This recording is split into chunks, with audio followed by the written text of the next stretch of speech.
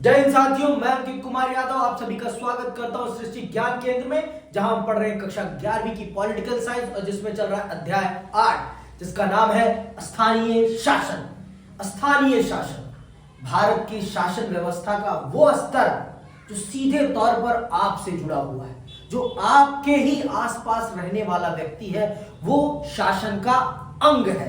आप सब के ब्लॉक में या कॉलोनी में आपने ये देखा होगा, जिन्हें हम प्रधान जी कहते हैं, जिन्हें हम ऐसे शब्दों से क्या बोलते हैं, उद्घोषित करते हैं कि प्रधान जी मेरे घर में ये समस्या और ये पानी की समस्या और ये ऐसी समस्या है ना। और आपने पार्षद जी सुना होगा, ये शब्द है ना। गांव में प्रधान जी, सरपंच जी, ये शब्द सुना है कि नहीं सुना?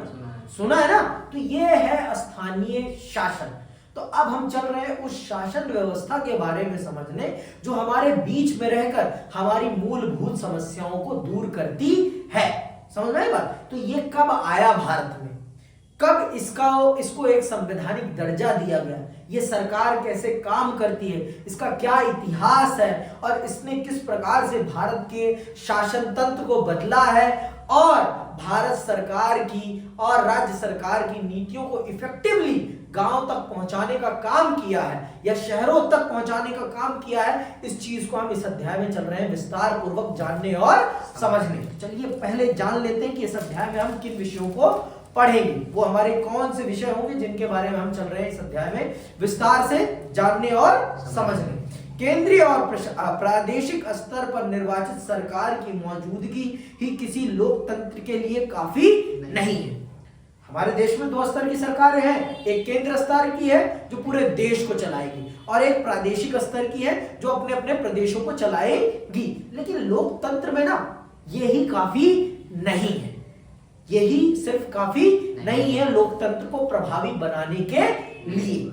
लोकतंत्र को प्रभावी तब तक नहीं बनाया जा सकता जब तक देश का हर नागरिक देश की राजनीति में सक्रिय रूप से भागीदार ना हो। देश का हर नागरिक कैसे भागीदार हो पाएगा? वो हर व्यक्ति तो विधानसभा, लोकसभा का चुनाव नहीं लड़ सकता ना, कि लड़ पाएगा?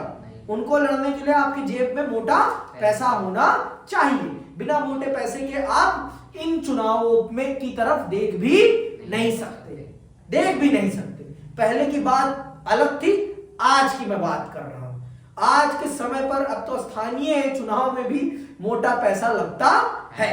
तो अगर आपको सच में लोकतंत्र में सबको भागीदार बनाना है तो आपको एक ऐसी शासन व्यवस्था का निर्माण करना पड़ेगा जो सीधे तौर पर देश में रह रहे हर व्यक्ति से जुड़ी हो, जिससे हर व्यक्ति जुड़ा हो। तो वो कौन सी शासन व्यवस्था है? वो स्थानीय शासन व्यवस्था है। उसका शासक भी अपने लोगों के बीच में रहता है। विधायक जी आपको कदापि नहीं मिलने वाले, विधायक जी आपसे कोसों दूर रहते हैं, हर दिन आप विधायक जी से मिलने नहीं जा सकते। और सांसद जी का तो पता ही नहीं होता कि सांसद जी अपने संसदीय क्षेत्र में है या नहीं, उनका तो कुछ पता ही नहीं होता। तो इसीलिए इस चीज को समझना हम सबके लिए बहुत जरूरी है कि अगर सच में हमें लोकतंत्र को वास्तविक हकीकत बनाना है तो हमें इस देश की जनता को उस लोकतांत्रिक प्रक्रिया में भागीदार बनाना पड़ेगा। बिना उन्हें वास्तविक तौर पर भागीदार बनाए हम लोकतंत्र का पाठ उन्हें नहीं पढ़ा सकते। ठीक है। लोकतंत्र के लिए यह भी जरूरी है कि स्थानीय स्तर पर स्थानीय मामलों की देखभाल करने वाली एक निश्चित सरकार हो। इस अध्याय में हम अपने देश में मौजूद स्थानीय सरकार की बनावट का अध्ययन करेंगे। हम यह भी पढ़ेंगे कि स्थानीय सरकार का क्या महत्व है और उसे स्वतंत्र रूप से शक्ति प्रदान करने के क्या रास्ते हैं। यह अध्याय पढ़ने के बाद आप जान सकेंगे कि स्थानीय शासकीय निकायों का महत्व क्या है, संविधान के 73वें और 74वें संशोधन के अंतर्गत क्या प्रावधान किए गए हैं और स्थानीय शासकीय निकायों के काम और जिम्मेदारियां कौन कौन सी हैं। आप इन 3 मूलभूत प्रश्नों के उत्तर को जान पाएंगे जब आप इस अध्याय को पढ़ेंगे। पहला मूलभूत प्रश्न क्या है? स्थानीय शासकीय निकायों का क्या महत्व है? क्या महत्व है जो हमने इन सरकारों का निर्माण किया अपने देश में? इनकी क्या जरूरत है हमें? ये जो स्थानीय पार्षद हैं, निगम पार्षद हैं और ग्राम पंचायत है, पंचायत है, जिला पंचायत है, इनकी हमें क्या जरूरत है? बिना जरूरत के किसी चीज का निर्माण नहीं होता ना। बिना जरूरत के तो हम बिना भूख के हम खाना भी नहीं खाते, खा लेते हैं। खा लोगे तो क्या हो जाएगा? अपच हो जाएगी, पेट खराब हो जाएगा। समझ में आई बात? तो बिना जरूरत के तो हमने स्थानीय शासन का निर्माण नहीं किया होगा ना। जरूरत को ही ध्यान में रखते हुए हमने ये स्थानीय शासन नाम के कीड़े को अपने देश में सम्मिलित किया होगा। समझ में आई बात? ऐसी तो नहीं हुई ले भाई मन किया बना दिया, ऐसे तो नहीं कहना है। तो आप इसके बाद आप संविधान का 73वां और 74वां संविधान संशोधन समझेंगे और फिर इनकी ताकत को समझेंगे कि इनके पास कौन कौन सी जिम्मेदारियां हैं। ताकत मतलब जिम्मेदारियां, बिना जिम्मेदारियों के किसी के पास ताकत नहीं होती। राष्ट्रपति के पास कोई जिम्मेदारी नहीं है तो इसलिए उनके पास ताकत भी नहीं है। हमारे देश के प्रधानमंत्री के पास असीम जिम्मेदारियां हैं, इसीलिए उनकी ताकत भी असीम है। समझ में? तो आइए जानते हैं स्थानीय सरकार क्यों। स्थानीय सरकार क्यों आई स्थानीय सरकार हमारे बीच में?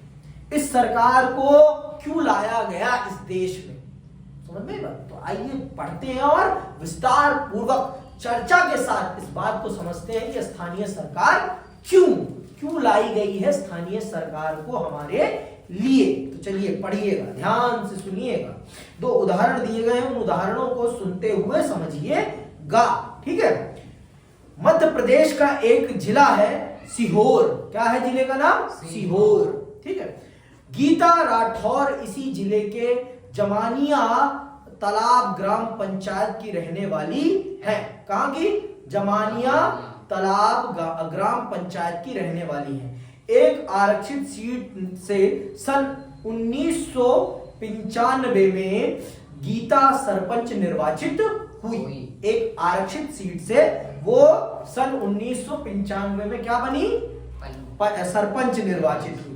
लेकिन सन 2000 में गांव वालों ने अच्छे कामों का इनाम देते हुए गीता को दोबारा चुना। ठीक है? फिर 2000 में गांव वालों ने उनके अच्छे कामों को देखा और फिर उन्हें अपना सरपंच चुन लिया। ठीक है? इस बार गीता एक सामान्य सीट से चुनी गई। गीता गृहिणी हुआ करती थी, लेकिन वह राजनीतिक रूप से एक दूरदर्शी नेता बनकर उभरी। उन्होंने अपनी पंचायत की जनशक्ति का इस्तेमाल तालाब को पक्का बनवाने, स्कूल की इमारत और गांव में सड़क बनवाने में किया। गीता ने अपनी पंचायत की सामूहिक शक्ति का इस्तेमाल महिलाओं पर होने वाली घरेलू हिंसा और अत्याचार से लड़ने, पर्यावरण के प्रति जागरूकता पैदा करने और अपने गांव में वन तथा जल प्रबंधन को बढ़ावा देने में किया। अब आप देखिए इससे क्या क्या हुआ है, स्थानीय शासन के आने से क्या क्या हुआ है। पहली बात, महिला सशक्तिकरण हुआ है। महिलाओं को मौका मिला है किसमें? शासन में आने का, और जिनके अंदर वास्तविक तौर पर नेतृत्व का गुण है, उनका नेतृत्व का गुण भी दिखा है। और सरकार की नीतियों को अमली जामा पहनाने के लिए गांव में कोई व्यक्ति आधिकारिक तौर पर, संवैधानिक तौर पर जिम्मेदार है। अगर गांव में काम नहीं हो रहा तो किसी व्यक्ति को कहा तो जा सकता है कि क्यों नहीं हो रहा, पूछा जा सकता है ना। उसके लिए उसे जिम्मेदार ठहराया जा सकता है कि गांव में पक्की सड़क क्यों नहीं है, सरपंच जी बताइए क्यों नहीं है। पैसा तो आया सरकार से, आपने वो पैसा कहां भेज दिया, पूछा जा सकता है ना।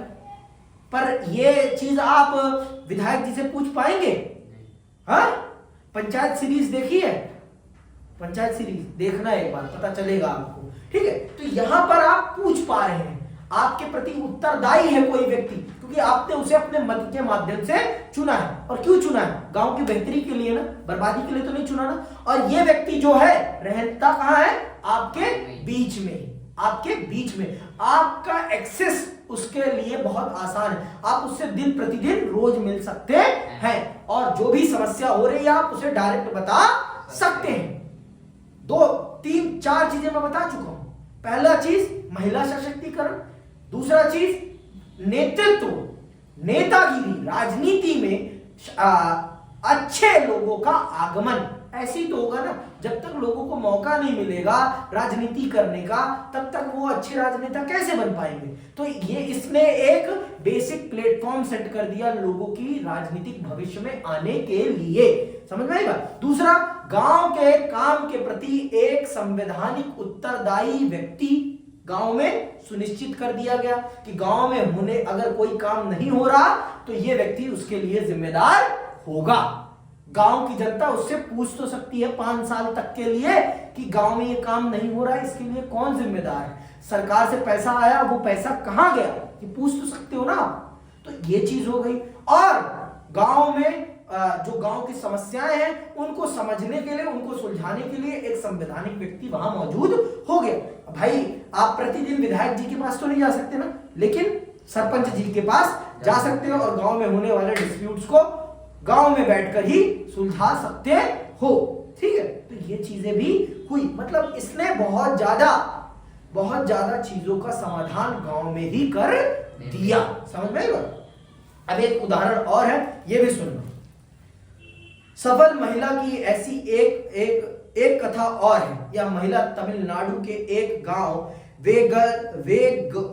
वेगलसल की सरपंच थी। सन 1997 में तमिलनाडु की सरकार ने 71 सरकारी कर्मचारियों को 2-2 हेक्टेयर जमीन आवंटित की।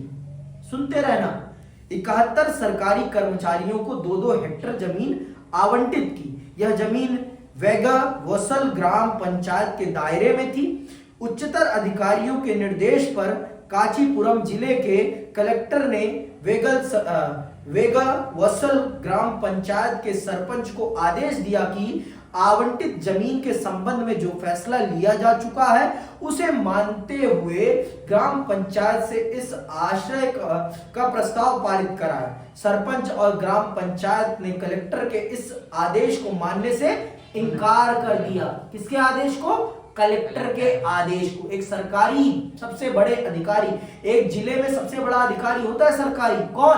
कलेक्टर। उसके आदेश को मानने से इनकार कर दिया इस महिला सरपंच ने। सुनना क्या, ग्राम पंचायत ने कलेक्टर की इस कार्रवाई के, देखो कहां, सरपंच और ग्राम पंचायत ने कलेक्टर के इस आदेश को मानने से इनकार कर दिया। कलेक्टर ने जमीन के अधिग्रहण का आदेश दिया। ग्राम पंचायत ने कलेक्टर की इस कार्रवाई का विरोध में मद्रास उच्च न्यायालय में एक याचिका दायर की।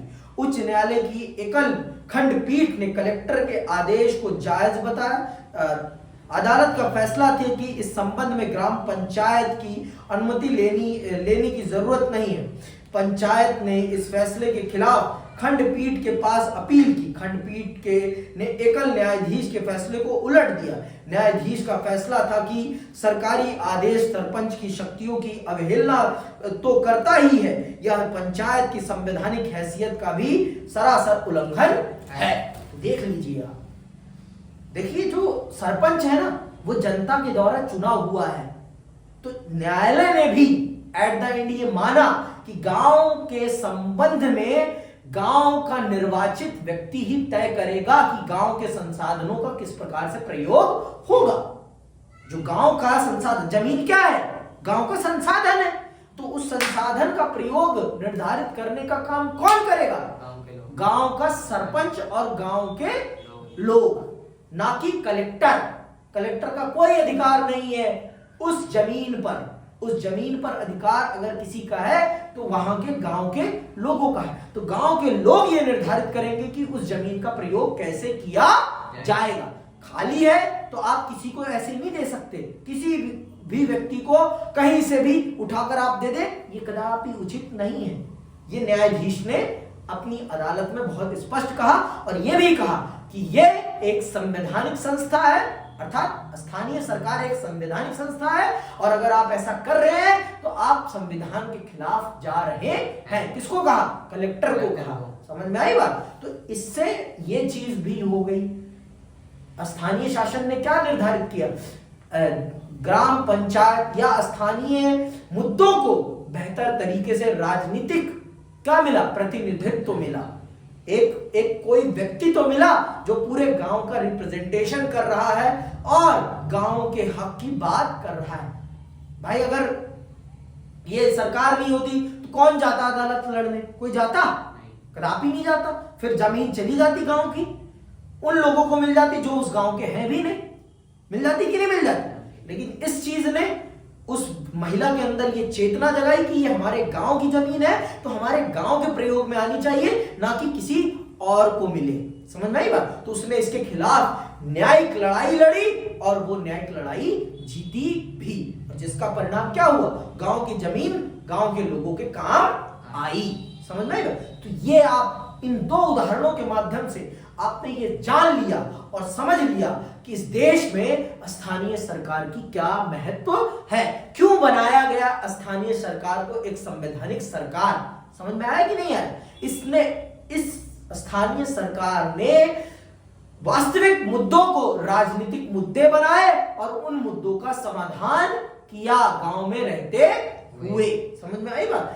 गांव के लोगों के अंदर राजनीतिक चेतना जगाई, राजनीतिक प्रतिस्पर्धा जगाने का काम भी इसने किया, राजनीतिक तौर पर अवेयर करने का काम स्थानीय सरकार ने किया और अपने अधिकारों के प्रति लोगों को जागरूक करने का काम इस स्थानीय सरकार ने किया। ठीक है, तो बात समझ में आई कि अभी भी नहीं आई? भेजे में कुछ नहीं गया कि गया? बहुत कुछ गया कि कुछ भी नहीं गया? क्या गया? बहुत कुछ। चलो ये तो पता चल जाएगा। ये दोनों कथाएं अलग अलग नहीं हैं। स्थानीय शासन की संस्थाओं को सन 1993 में संवैधानिक दर्जा प्रदान किया गया। अंडरलाइन कर लेना, स्थानीय शासन को संवैधानिक दर्जा कब प्रदान किया गया? 1993 में संवैधानिक दर्जा प्रदान किया गया। इसके बाद से पूरे भारत में बड़े पैमाने पर बदलाव की लहर चल पड़ी। ये कथाएं इस बदलाव का सबूत पेश करती हैं। ये कथाएं क्या है? भारत में स्थानीय शासन के द्वारा किए गए बदलाव की कहानी है। गांव और जिला स्तर के शासन को स्थानीय शासन कहते हैं। गांव और जिला स्तर के शासन को स्थानीय शासन कहते हैं। अंडरलाइन करना, स्थानीय शासन आम आदमी के सबसे नजदीक का शासन है।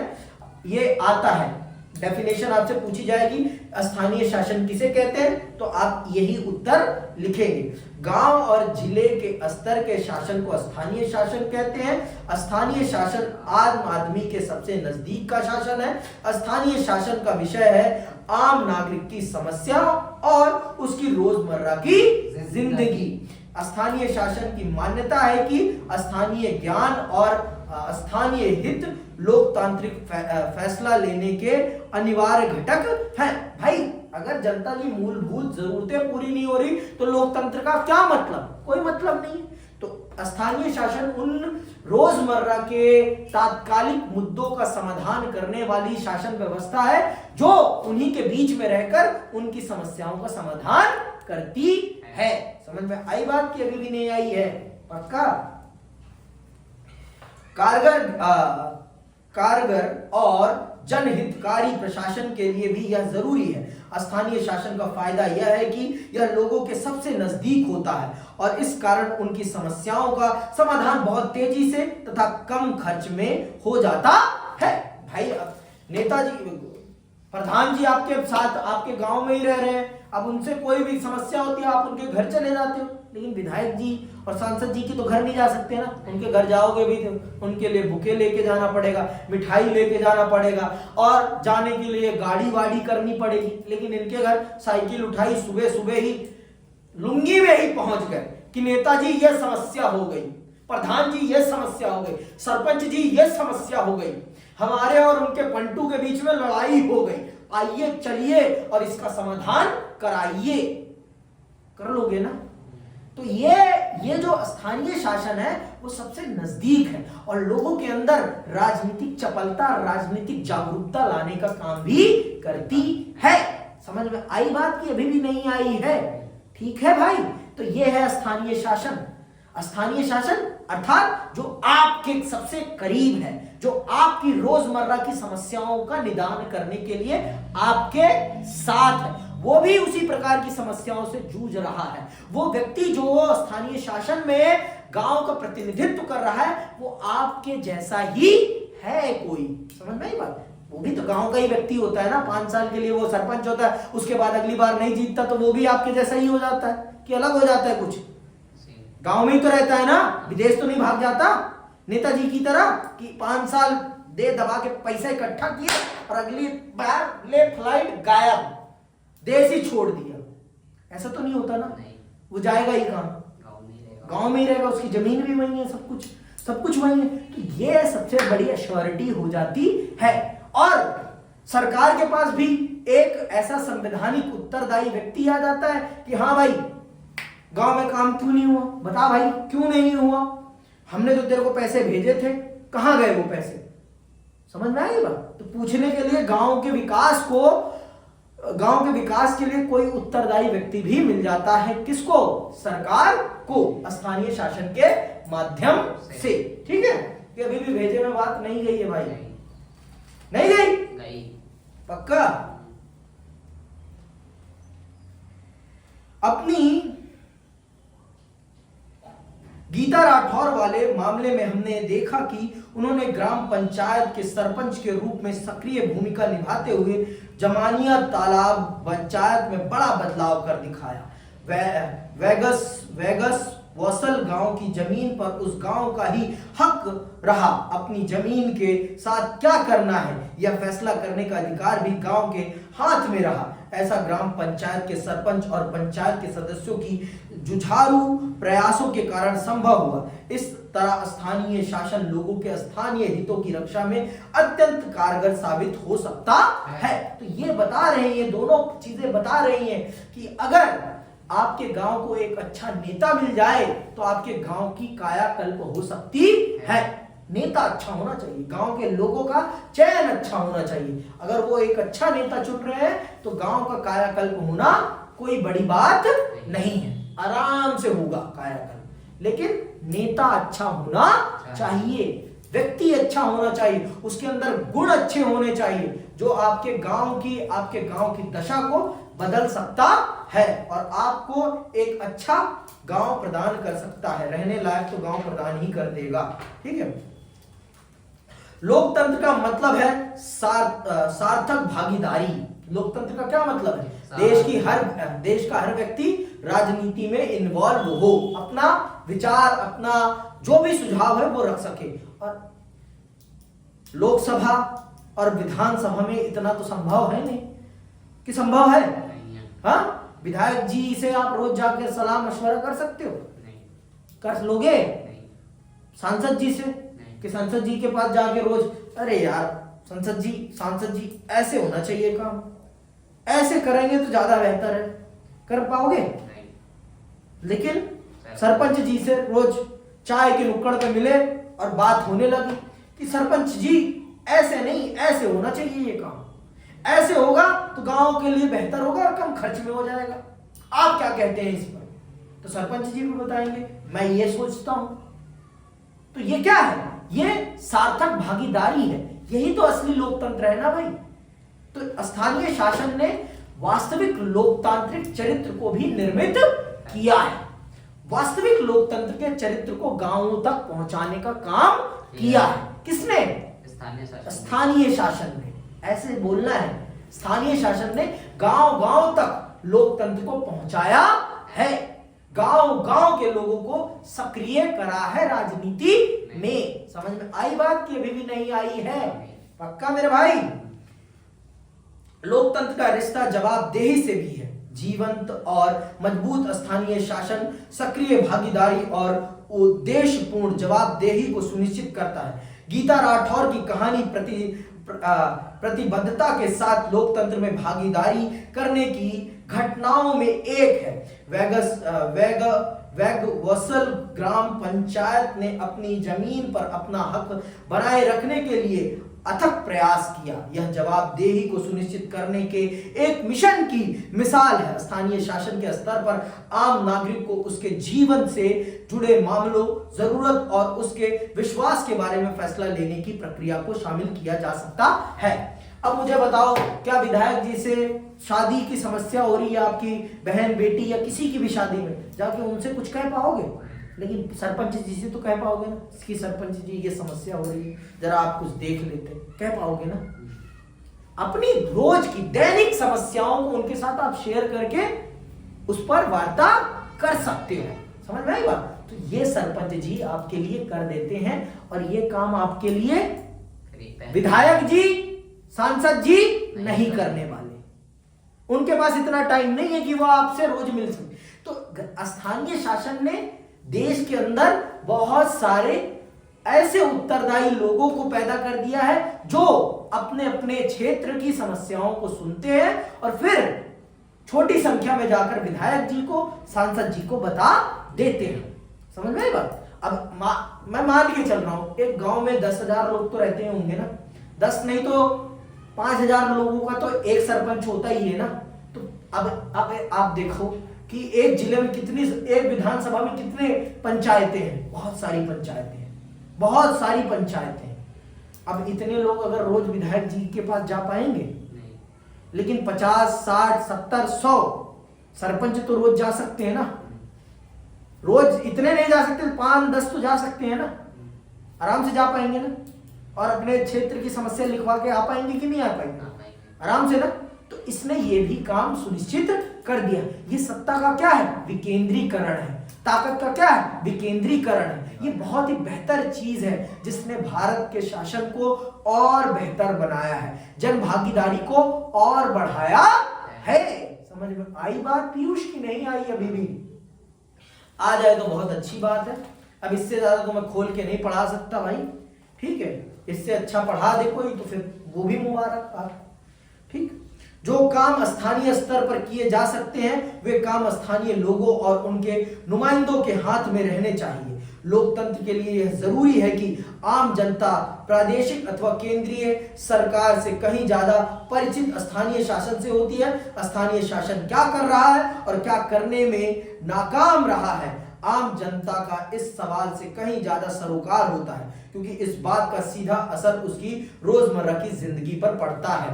इस तरह स्थानीय शासन को मजबूत करना लोकतांत्रिक प्रक्रिया को मजबूत करने के समान है। देखो, नेता सरपंच जी के काम काज की रोज समीक्षा कर रहा है कौन? गांव के लोग रोज उनके काम को देख रहे हैं और परख रहे हैं कि ये व्यक्ति जो हमारा सरपंच बना है 5 साल के लिए, ये कैसे काम कर रहा है, वो देख रहे हैं। और फिर आने वाले चुनावों में वो बताएंगे कि इनको फिर चुनना है या नहीं, इनको फिर से अपने गांव का सरपंच, प्रधान या नेता बनाना है या नहीं, वो आराम से देख सकते हैं। लेकिन विधायक जी के काम को, सांसद जी के काम को उतने आसानी से नहीं देख पाएंगे। समझ में? उनके कामों की समीक्षा और आलोचना नहीं कर सकते। समझ में आई बात? तो इस चीज ने, स्थानीय शासन ने भारत में लोकतंत्र के चरित्र को और बढ़िया और मजबूत बनाया है। समझ में आई बात? तो यह है स्थानीय शासन का महत्व। इसीलिए भारत के संविधान निर्माताओं ने नहीं, यहां पर राजीव गांधी जी ने बहुत बड़ी भूमिका निभाई और स्थानीय शासन को भारत के संविधान में एक संवैधानिक सरकार का दर्जा देने का काम किया। किसने? राजीव गांधी जी ने।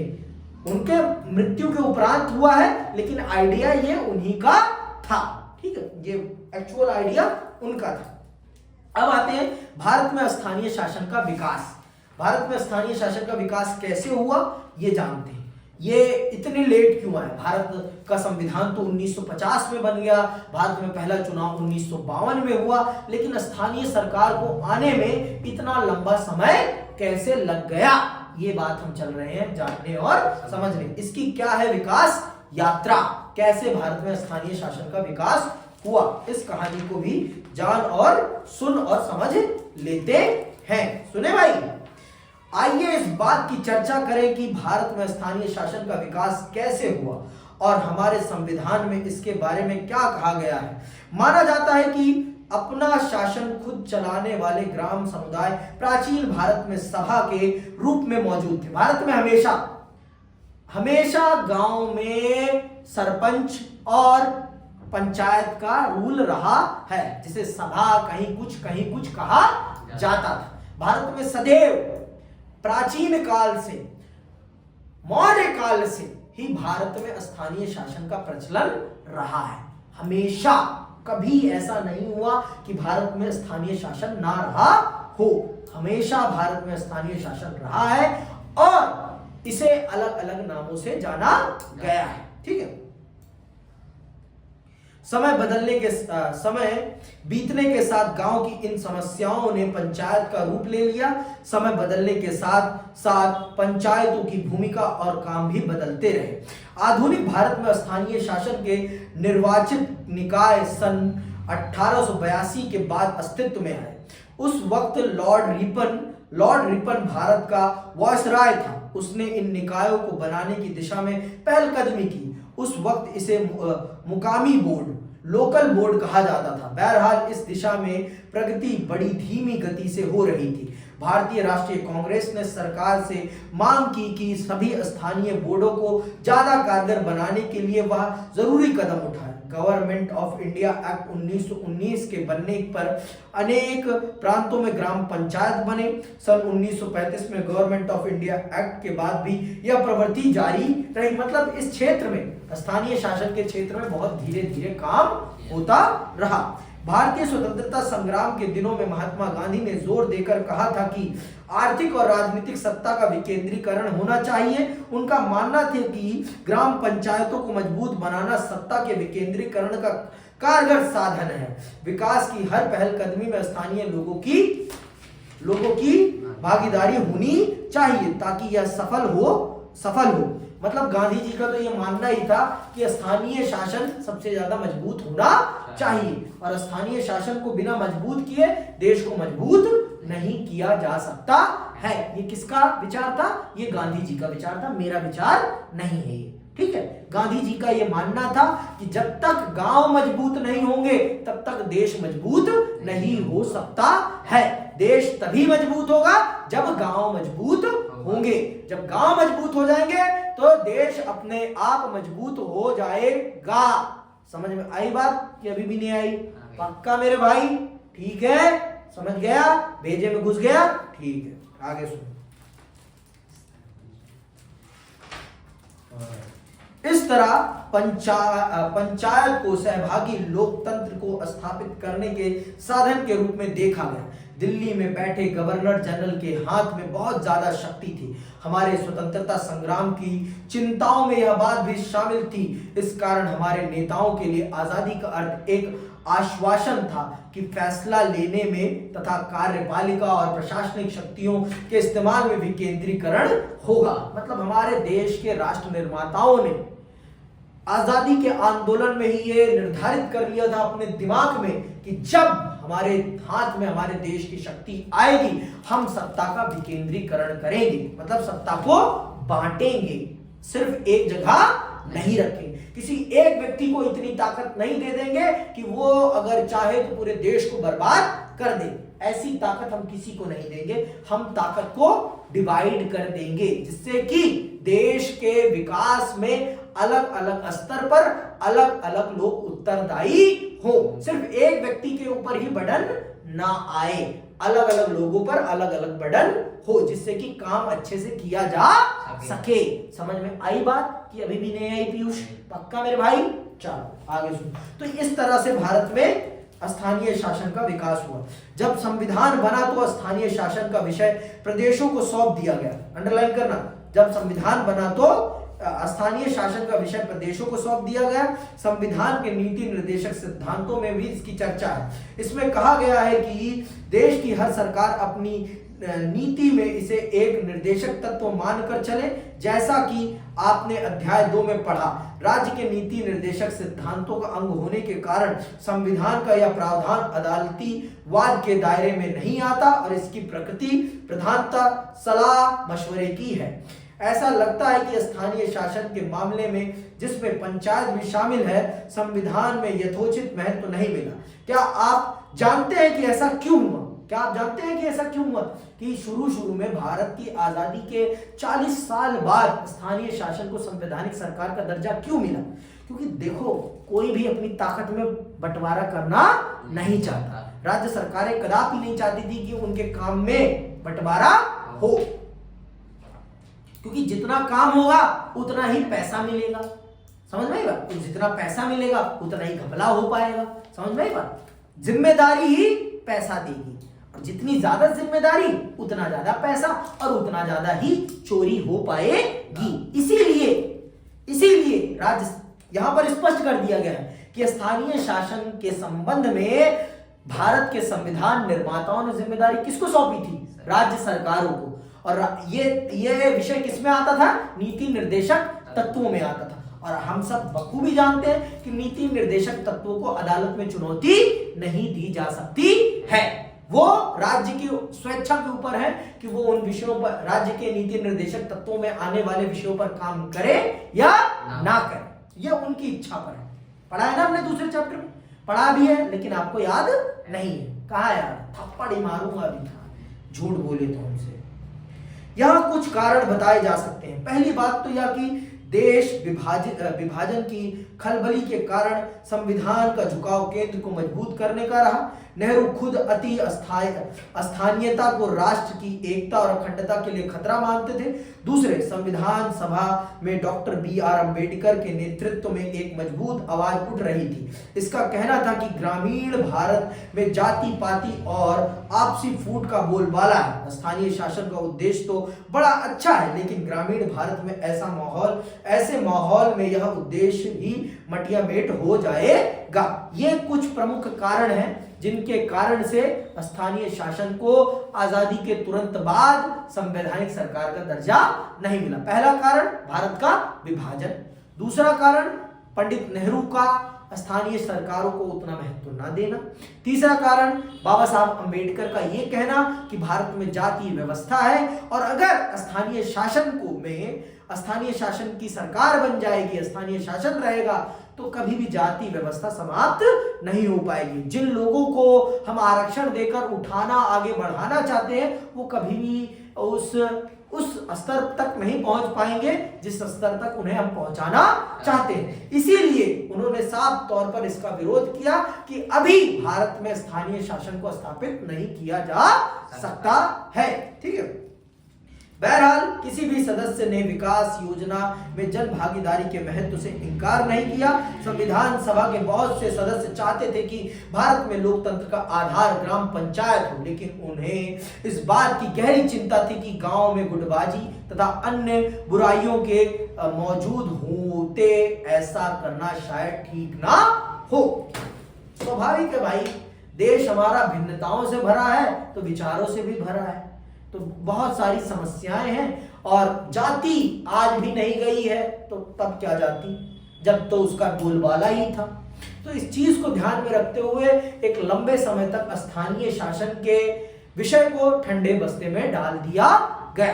लेकिन जब 1984 में राजीव गांधी जी के नेतृत्व में सरकार बनती है भारत में, तो वो इस विषय को बहुत तत्परता से उठाते हैं और फिर इस पर काम होने लगता है। अब अगली क्लास में हम आपको बताएंगे और समझाएंगे कि 73वां और 74वां संविधान संशोधन क्या है और इसको विस्तार से समझेंगे। आज की क्लास के लिए मैं यहीं पर आपसे विदा लेता हूं।